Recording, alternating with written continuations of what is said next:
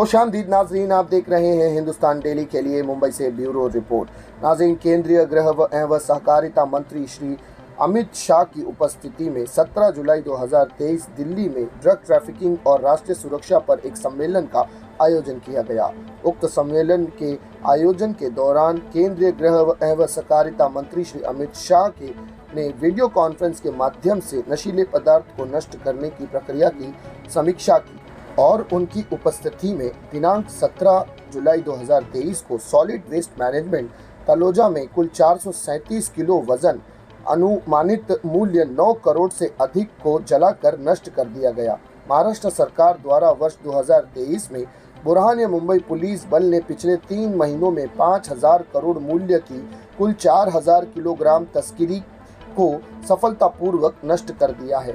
इस प्रकार बुरहान मुंबई पुलिस बल नशा मुक्त समाज बनाने के लिए कोशिशें कर रहा है। तो ये थी नाजरीन अब तक की बड़ी खबर। इसी तरह की खबरों के लिए बने रहिएगा हमारे साथ।